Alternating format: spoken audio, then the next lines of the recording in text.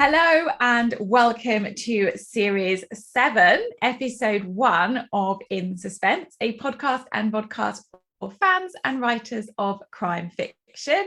I'm Laura North and my co-host is the lovely Leslie Cara. Hello, Leslie. Hello, Lauren. It's so good to be back. I know just before we started, I was like, I'm so excited. So it's at this point in the show where we normally talk about what the show was that we last recorded, but it's been a very long summer and my brain isn't working very well. Do you remember what it was, Leslie? I do. I think it was the lovely Victoria Selman Oh, yes, with Truly Madly Deeply. No, not Truly Madly Deeply. Gosh, I keep making. We made that mistake last time. Can't not make that mistake. Truly Madly Darkly. Yes, that's what. it.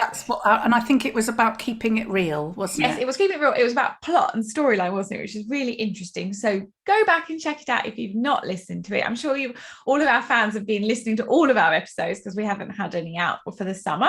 It seems like so long ago, but actually, I think that was only July, wasn't it? It was July. Yes, it's been pretty much 6 weeks, hasn't it? So welcome back, everyone. We're back, and we've got a fantastic series ahead of us. And today, I do know what's happening today. We are talking sexy settings. Woohoo! With Catherine Steadman, which we're going to just talk about before and what we mean by that before Catherine comes on the show. But first of all, Leslie, how are you? What have you been up to? How was your summer? Oh, well, it was a lovely summer. I mean, obviously, it was rather too hot for my liking, although I do like the hot weather, but it was kind of, even too hot for me. Too hot even for me, I mean. I will get used to speaking again. I haven't really been speaking much last weeks. I've been concentrating on packing because we're going to Turkey on Saturday with there'll be eight of us and a baby, so there's quite a lot of organisation. We're going on holiday, but we've been doing a lot of house hunting. We're looking to buy a house in Suffolk. We haven't found anywhere yet, so we're still in our little rental, lovely though it is. I'm quite looking forward to getting a proper home again. So we've been doing lots of viewing of different properties. I did an event at Folk East. That was quite interesting at Glenham Hall in the book tent. That was fun. And very just sort of chilling. My love for writing my love for writing has never gone away, but I hit a bad patch, but my enthusiasm and my creativity seems to be back now. Yes. And I think I just needed that rest. So it's been a fabulous summer, actually. But although we've got this holiday to look forward to, I'm also looking forward to autumn and rainy days. And oh yes. What about you? What's your summer been like? Oh, it's been busy. I did take August off and actually managed to take most of it off, which I'm so glad about because there was just no time really to do anything. We were just really busy. We were here, there and everywhere. We were on holiday. We had a beach hut and I had a lovely time with the kids. And I'm just so glad I didn't have the pressure on myself to write as well. I did like a few bits and bobs here and there, but nothing much, and there was certainly no pressure at all. So it was like a nice balance, and I planned out my next LC North book, which is great. So I did all my little post-its, got that done while the kids were at holiday camp, I think, for a day.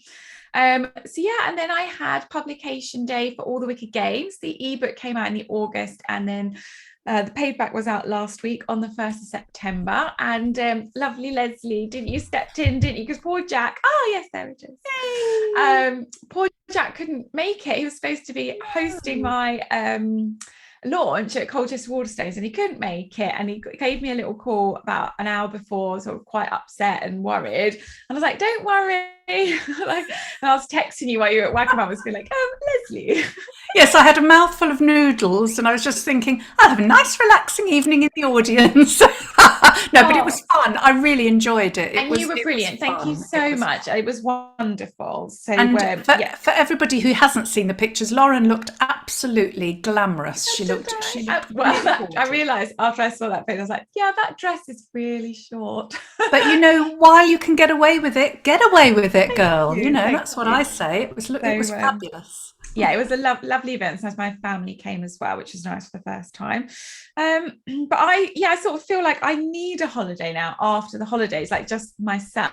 So you've got Turkey, which is lovely. I think I just want to shut myself in a room and not speak to anyone for a while. Having said that, Turkey with eight people and a baby, it might not be as relaxing as all that. Yes, I can understand that. Yes, but anyway, a nice little break, a change of scenery is always good, which brings us on to our topic, doesn't it, of sexy settings. So, what do we mean by sexy settings, Leslie? Yeah, we don't mean to have sex. I hope we don't mean that. Goodness me, we've just lost all three of our listeners. It certainly doesn't mean that with me. I would cover my ears and my eyes. No, does it mean enticing places, lovely sort of glamorous places? Yes, I think it does. I think it means places where it's like adds on to the reason you want to read the book. So I think that is a good way to describe it. I was just thinking, one of our previous guests, we had the lovely Lizzie Barber on, didn't we? And her novel, Over the Summer, Out of Her Depth, that had a sexy setting, didn't it? Because it was set in in Florence, in the Tuscan. Exactly that. I think it's about luring the reader in with a gorgeous setting, and it almost enhancing the storyline. I think, which I have to say, I don't think I've ever had a sexy setting. No, I haven't. Well, I've had Frinton. That's not really sexy. No. And Southeast London. I've had Grubby East London and our local village. You know what we ought to do, Lauren? Our next novels, we really need to set them somewhere very hot and spicy, don't we? So that we can just, whiz out there to do a research trip. Yeah, absolutely. Yeah. I mean, my next book's going to be set in Brentwood, Essex. Again, missing out on the sexy settings again, but never mind. Right, what you know. Exactly. Nothing against Brentwood, though, and Brentwood Waterstones is fabulous. Yes, it's a lovely place, yes. Yes. But not sexy, no. Not quite. You pick it up and be like, oh, I can't wait to read this. Wait to go to Brentwood, no. But our lovely guest today knows a thing or two about sexy settings, I would say, because that's Catherine Steadman, and she has written The Family Game, which we'll talk about in a minute, and it's set in a very glamorous part of New York, isn't it? Yes, so, indeed it is. That doesn't get much sexier than that, I think. It certainly doesn't, no. No, so welcome, Catherine, to the show. Hello and welcome, Catherine Steadman, to In Suspense. It's absolutely wonderful to have you joining us today. Hi, Leslie. Hi, Lauren. Thank you for having me. Oh, it's a pleasure. Now, before we dive into the questions, I'm going to read out your bio. Okay, so Catherine Steadman is an actress and author based in London. She has appeared in leading roles on British and American television, but is perhaps best known for playing Mabel Lane Fox in the series Downton Abbey. As well as on screen, she has also appeared in the West End, where she has been nominated for a Laurence Olivier Award. Catherine lives in Hackney, North London. Catherine's first novel, Something in the Water, was a #1 New York Times bestseller with rights sold in over 30 countries. Film rights were picked up by Reese Witherspoon's production company, Hello Sunshine, with Something in the Water becoming a Reese's Book Club pick in the US and a Richard and Judy Book Club pick in the UK. A double whammy. Fantastic.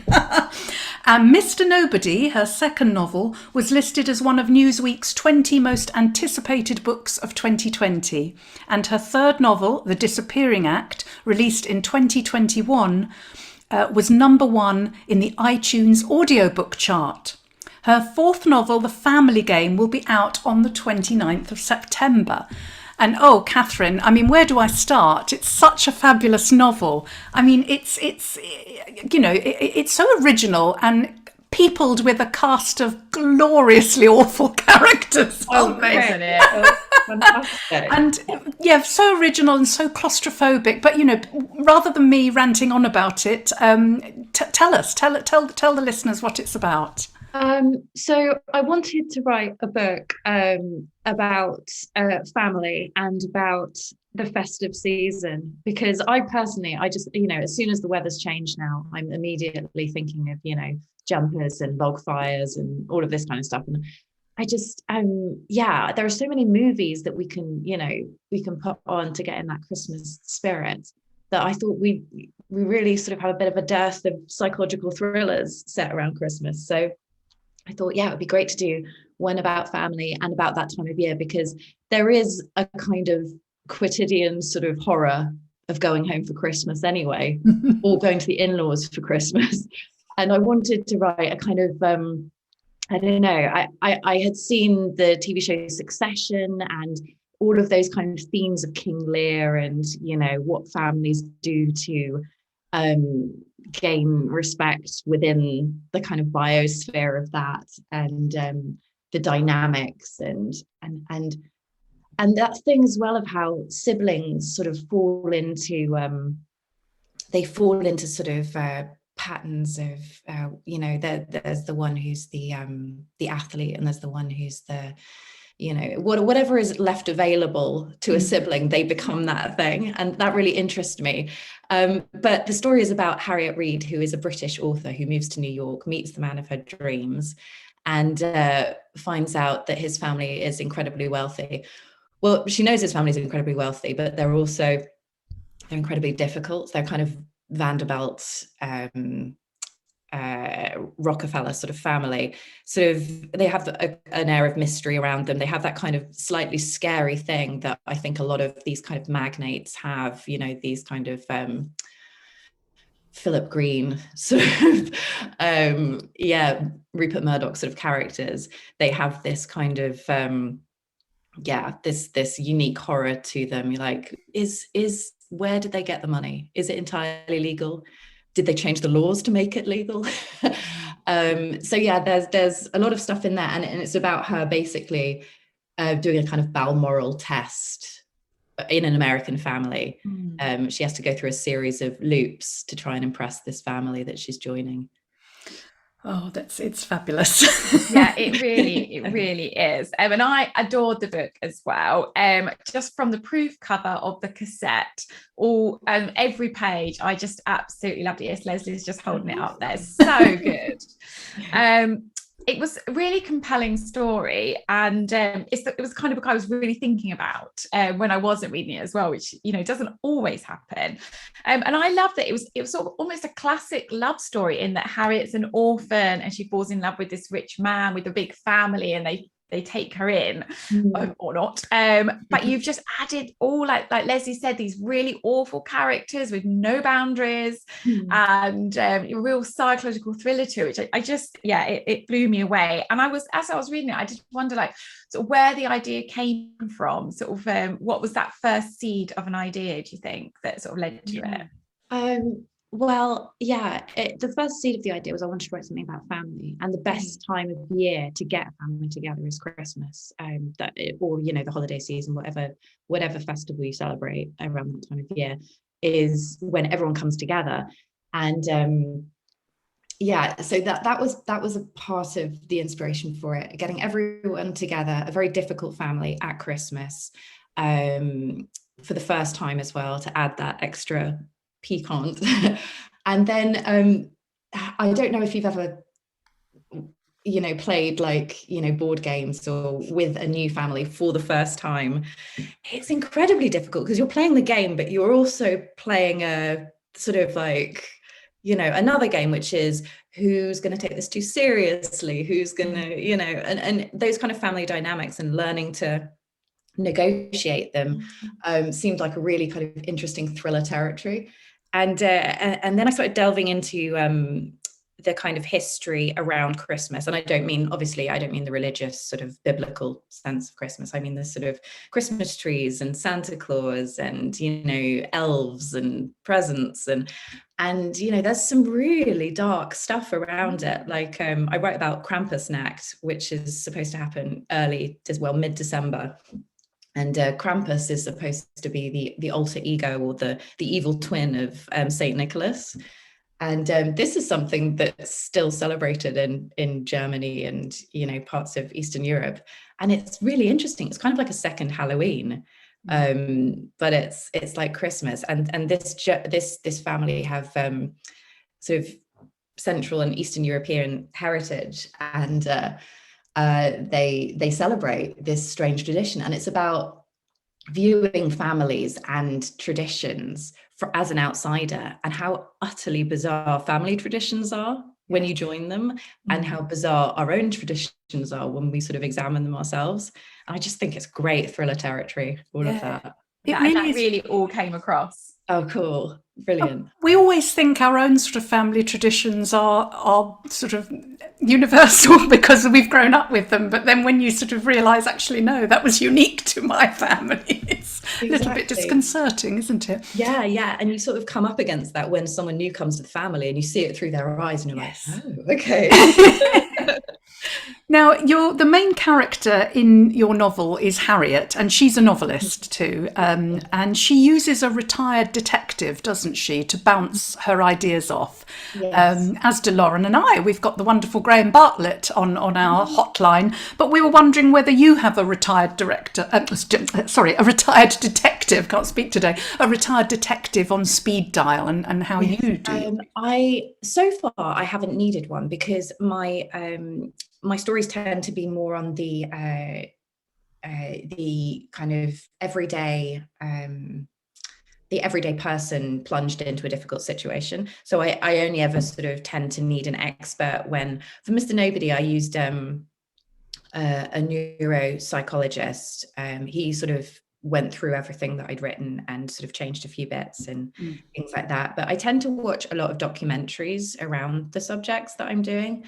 And if there is like a specialist person in the in the story, then I do tend to contact someone. Although for this particular character, I found an amazing Reddit of ex NYPD people talking about really interesting stuff.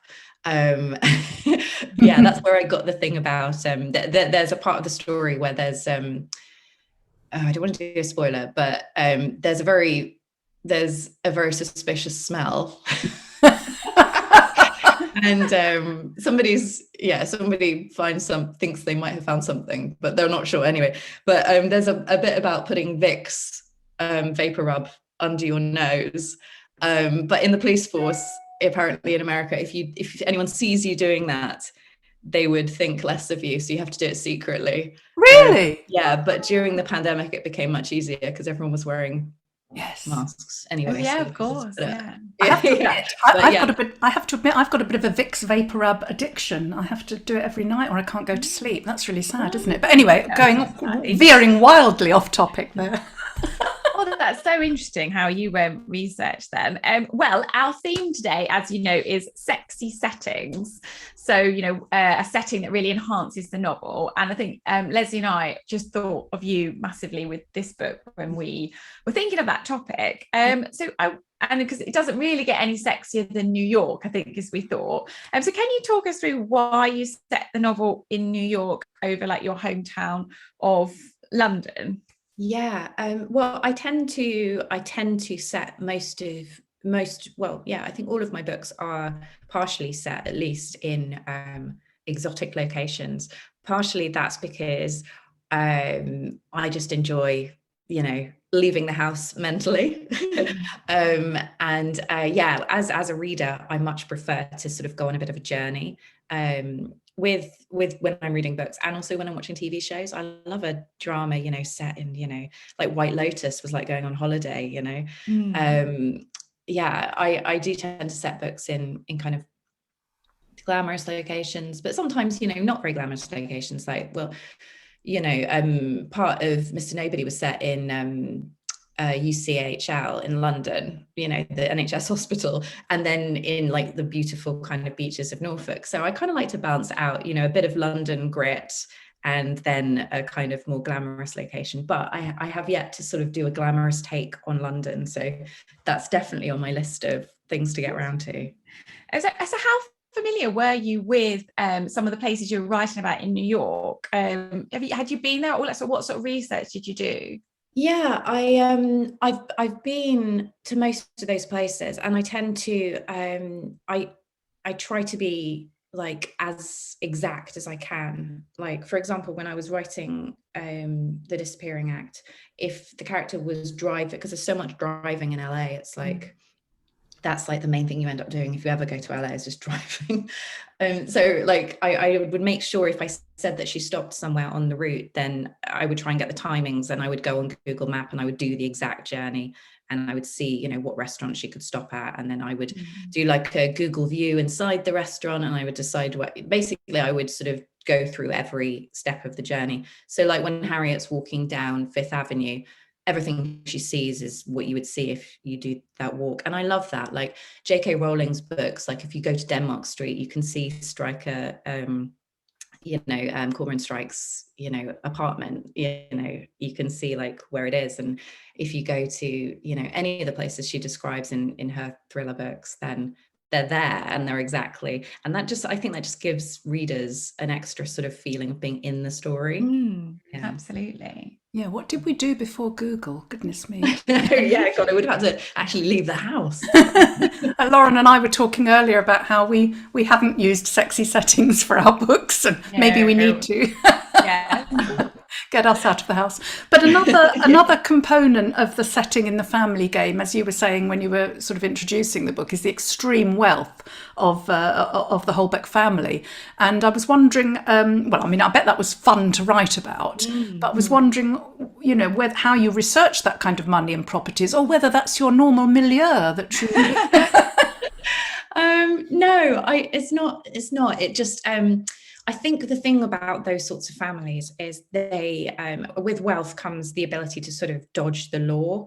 And if you're writing sort of historical fiction or, historical crime fiction, it's so much easier because everything was a little easier to get away with. There was a lot of, greasing of palms, and, it was easier, I think, for the middle class or the upper middle class to get away with things. But I think in this day and age, where like everyone except the 1% seems to be not able really to get away with much, and then the 1% can sort of, seem to be able to sort of move to an island and do you know what I mean? So absolutely. It does sort of like writing about that echelon of society kind of for the reader, you kind of you can get away with and believe more.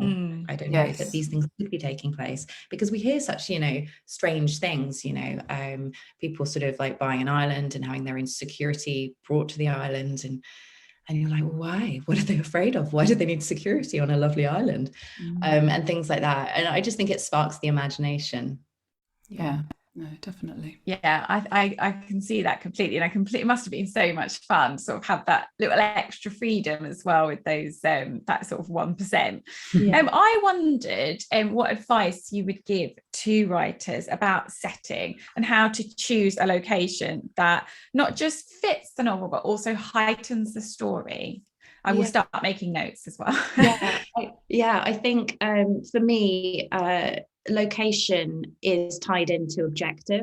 So whatever the character wants from, whatever at the end of the story, we're like, oh, they got it, or oh, they didn't get it. Whatever that thing was that they wanted or needed, it has to be in that place, and it can't be achieved in any other place.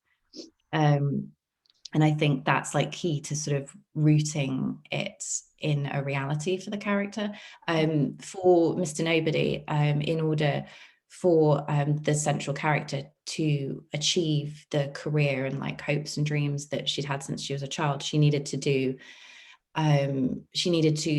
go and solve or cure a man in Norfolk, which is somewhere she didn't want to go. Because of her own personal history, but ends up going there. And then I think as a reader, we can experience the beauty of a place while, perhaps the character going there isn't 100% enjoying it, or, maybe it's their only solace while they're there, or I don't know. It just does need to be completely tied into the objective of the character. But I just think it can add so much. It can be an obstacle. It can help the objective, it can hinder the objective, it can be like a funny aspect of it. The fact that it's so hard to do what they're trying to do in the place that they are is, it just really is a kind of gift to writers, I think. Yeah, setting's so important, isn't it? And it's like a character in itself, isn't it? And to sort of ground the reader in whatever chapter you're in, where they're at and what they can see and smell and hear is so important, isn't it? Yeah. We'd love to learn a little bit more, Catherine, about your writing journey, because you obviously started in acting and still act. But what made you start writing? Has it always been something that you've wanted to do? Not really. I was good at it at school. I won some prizes, and people would always say, "Oh, this is very good. You should consider this." But also, like, I don't think of myself as that old, but even when I was at school, there was very much a thing about female writers. I remember my English teacher saying, "Oh, well, maybe when you're a bit older, you might be able to write a chick lit." And I don't think we even use that term anymore. It's just the worst. God. I mean, yeah, I think we just call it literary fiction or romance, or I don't know. The fact that it would be defined by the fact it was written by a woman seems kind of strange now. But yeah, it wasn't really something that was that seemed achievable when I was younger. So I sort of fell out of that. And bizarrely, being an actor seemed way more achievable, because there were so many TV shows about, oh, how did you get started in acting? Oh, I went to drama school. So I was like, I knew how to do that, but there were very few authors on TV saying, well, I submitted a manuscript to blah, blah, blah. So yeah, I knew how to become an actor, and I knew I wanted to be involved in storytelling. So that's what I ended up doing. And then I met my boyfriend, who is now my husband, and he knew so much more about the sort of the hows and where's and who to write to, about that sort of thing. And I watched him go through the process of getting his first book published. And I thought, oh, maybe I can have a go at that. So I didn't know if I would be any good, because I hadn't written anything since I was at school. So I did it like as quietly and secretly as I could, because also there's a thing with actors where everyone's writing, everyone's got a book on the go or a script on the go. And I just didn't want to be one of those people who, people would be constantly, how's that script coming along? Or how's that book coming along? So yeah. Well, that's the worst thing when that happens, isn't it? I think a lot of us writers start in secret, because and then when we do tell people, you're absolutely right. They're always asking you how it's, and in the end, you're going, why did I say anything? Yeah. So I thought, if I get started and I hate it, no one needs to know I didn't finish it. If I finish it, I've got it. Maybe it's good, maybe it's not. Anyway, so I did manage to finish it, and I let a couple of people read it. I let a couple of people read it first, because I was so scared that my husband would read it, and having had a book published would be like, this is great, well done, honey. I let some other people read it, and they said, no, it's good. It's really good. You should let him read it. He's not going to stop loving you. So I let him read it, and he was like, you definitely need to send this off to some people. So I did, and that's how I got my agent. My agent got in touch. Like, she's absolutely brilliant, Camilla Bolton. Oh, okay.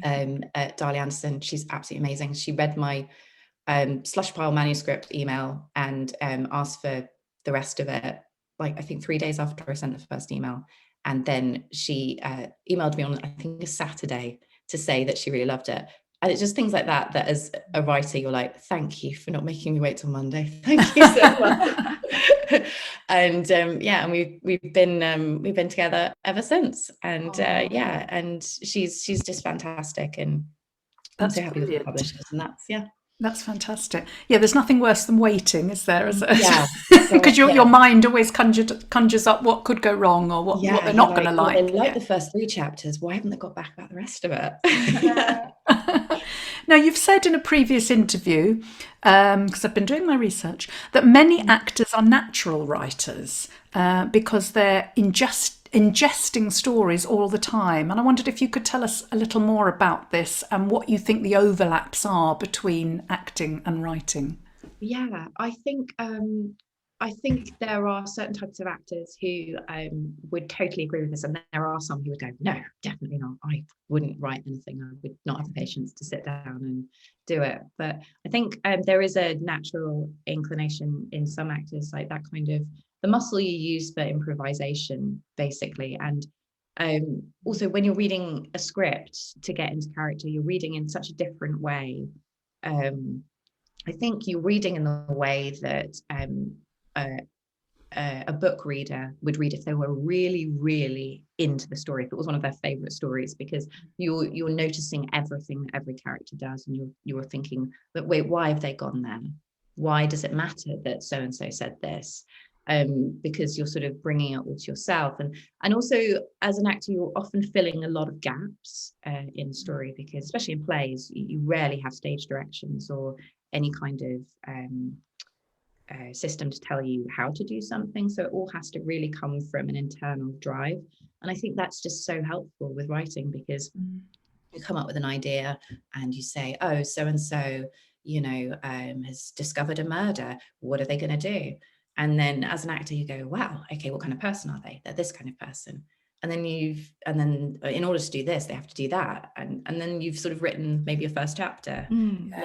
Yeah, exactly. You've got that. You're looking at as you say, you're looking at their motivations all the time, aren't you? And the causality of events. Yeah, no, that's really, and really the interesting. practicalities as well, like the physical things of like, well, how did they get here, and how would they cover that up, and things like that. Oh, so fascinating. I'd like to talk to you more about acting. It sounds like I don't know anything about it, but we haven't got all the time in the world. So I wondered if you could talk to us, if you're allowed to talk to us, about what you're working on next. Is there anything you can say about it? I've just written a short story for Amazon. They've just got an anthology of short story thrillers out. Can I say, if you're an Amazon Prime subscriber, I think you get them all for free. So excellent. I am. Yeah. And you can say that. Yes. Yeah. They all come in audiobook, and they're all kind of snappy short reads by I think popular thriller writers. So there's 6 of them, and when's really that coming out? That came out last week. That's. Do you know what? So what's it called? It's called Getaway. Getaway. Yeah. Okay. Well, look out for that's that. the anthology name. Yeah. My short story is called Stockholm in that. Yeah. And also I've written a TV series. It's adapted from a book, a thriller by Jess Ryder, who I think she wrote it a while ago. I think it was like 8 years ago, maybe. But I've adapted that for TV, and I think that should be coming out this winter on Paramount Plus. So it's called The Ex-Wife, and it's a real kind of edge of the seat psychological thriller. Wow. Yeah. So that will be worth a watch, hopefully, when that comes out. Is that the first screenplay you've written, or have you had a go at writing? Yeah. It's the first one I've written, and it's a 4-parter, 4 hour-long episodes. But yeah, I've been watching the rushes and the assemblies, and they've done a fantastic job. That's really exciting. That's so exciting. Yeah, because we one of our previous guests in one of our last series was Jo Spain, and she writes novels and screenplays, and I think you learn a lot about you learn a lot about plotting a novel from writing a screenplay, apparently, because it's good. Yeah, there's no gristle on it. It's lean. Definitely. Yeah. Oh, that is all exciting. Now we're coming towards the end of our show now, so we do love to ask our guests what they've been reading. Have they had anything exciting that they want to shout about? I'm reading. Where is it? Well, let me start by saying, oh God, it's underneath the laptop. Yeah, I'm currently reading this, which is non-fiction essays. So it's Having and Being Had by Eula Biss. Eula? Yes. Right? Yeah, which is fantastic. It's non-fiction essays, and I kind of like to mix it up with fiction and non-fiction. But I've also just read the Getaway anthology, and I'm obviously tooting my own horn. But there's 5 other writers, and it's all fantastic. So I've written that down. I can't wait to read that or listen to it, actually. Cool. Yeah, that's interesting because I'd just written a list of different essays that I wanted to read, different compilations, but I haven't come across that one. So I shall add that to my list. You've got the Anne Patchett one on there. Oh yes, These Precious Days. That's on my list. That one as well. That's great. Yeah. I love Anne Patchett, so I'm really looking forward to reading that one. Yeah.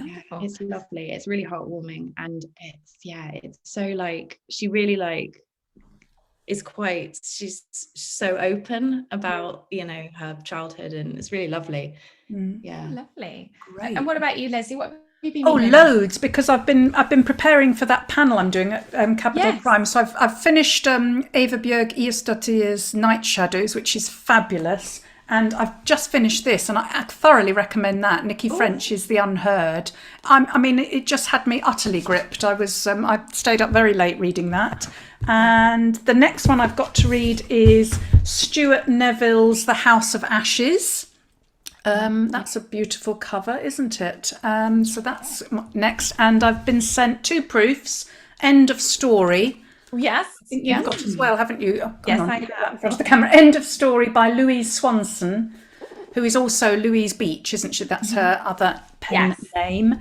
And I've been sent a lovely book by Charlotte Rickson, who is otherwise known as Charlotte Duckworth, The One That Got Away. Yes, so we're completely crossing over then, because the 2 books I'm sorry. no, don't apologise. It's funny, so we get sent a lot of the same. We do get sent the same ones, don't we? Yeah.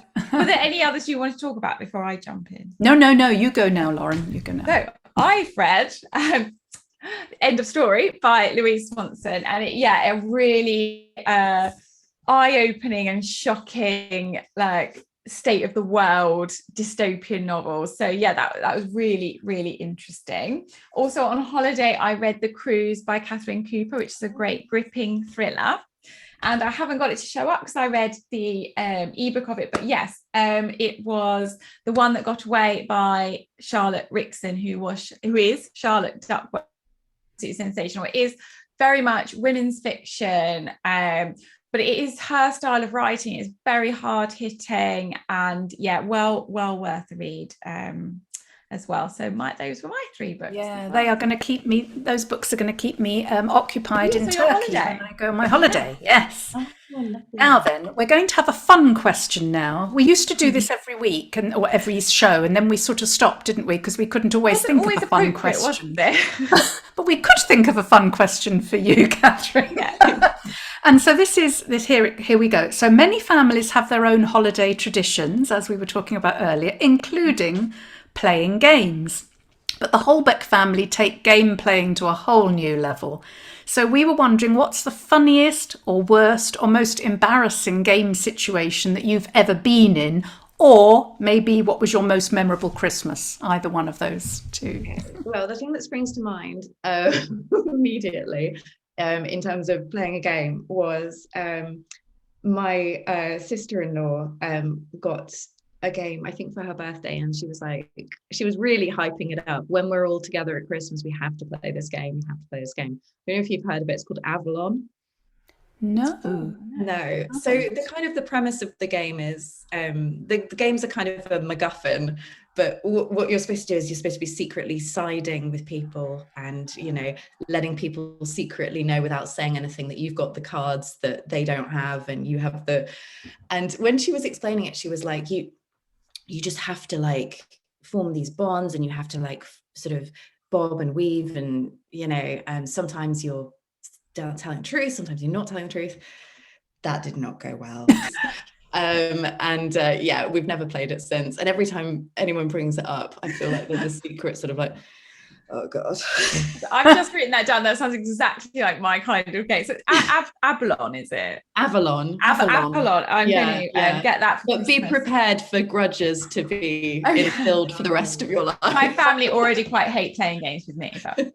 That's the whole point of family games, isn't it? The grudges. Yeah. What about you, Lauren? What's your funniest memorable? I think the funniest thing, this is more about like a meet the family for the first time game situation. So when I was 15, I had my first boyfriend, and he took me bowling to meet his family, and this is the first time they'd met me, and he was a tiny bit older. He was a couple of years older, which at that point in your life it makes a big difference. I was really wanting to impress them and show them how mature I was. And I was up first with the bowling, and I picked up the bowling ball and I went to swing it back, and then it just dropped out of my hands and like flew back across like away from the alley. It's just so embarrassing. And I think we were together for like 3 years, and I just think the whole of those 3 years they just thought I was really a dumb idiot who couldn't hold anything in my hands. So yeah, that was my funny story. What about you, Leslie? Well, there are many, many embarrassing games and Christmases in my history, but one of the ones that I particularly remember, I don't know if you know the game Cranium. Have you heard of the game Cranium? Yes. And it's got all different categories, and one of them is Star Performer, which now, because I've got so much more confidence now, I'd really enjoy doing the Star Performer now. I wouldn't have a problem. But it was a long while ago, and it was the first time I'd spent Christmas with my new stepsons. Although they weren't stepsons exactly then, because we weren't married, but, you know, they were basically my new partner's children, and they were adults. They were young adults, so I was very keen to impress them and be seen as this cool sort of, you know, new potential stepmom. And so it was my turn, and I had to impersonate Elvis Presley without saying his name. Well, now I would be fine at that. I could have just said something. If I didn't want to act, I could have just said something silly in an American accent, like, where are my blue suede shoes or something, and they'd have got it, you know. But my mind went completely blank, and I just didn't know what to do. And in the end, you know, Elvis used to do that silly thing with his mouth. He'd go, oh. So I started doing that, and they obviously had no idea what I was doing and thought I was a complete lunatic. And then I did some weird thing with my knees, like some weird, and honestly, I was going puce. It was so embarrassing. And in the end, I just wanted to say, it's Elvis Presley, you morons. But I'm going red now, just thinking about it. So yeah, yes. So that was quite embarrassing. But games, yeah, they bring out I'm very competitive as well, so they sometimes bring out the worst in me, and I'm like, but anyway. In all of us, I think, don't they? And the best as well. And the best. Yes. I'm so glad we did that again, the fun question. That was very funny. But sadly, that's all we've got time for in today's episode. So thank you very much, Catherine, for taking your time to come on the show. We have so enjoyed talking to you. Oh, thanks so much for having me. Oh, you're very welcome. So the Family Game is truly exceptional story. It's a brilliant thriller. It's out on the 29th of September, so do look out for it. It's wonderful. It really is. And in our next episode, we'll be chatting to Sharon Bolton about writing under two names. And for those eagerly waiting our minisodes, we have got one with a set of minisodes with Graham Bartlett, who we mentioned earlier, our police detective, former police detective, and they will be starting on the 29th, won't they, Lauren? I think, which is the same day that your book comes out. So that's yeah. So there'll be minisodes in between the main episodes, which leaves me with the final task of saying goodbye from Catherine. Bye. Goodbye from Lauren. Bye. Goodbye from me.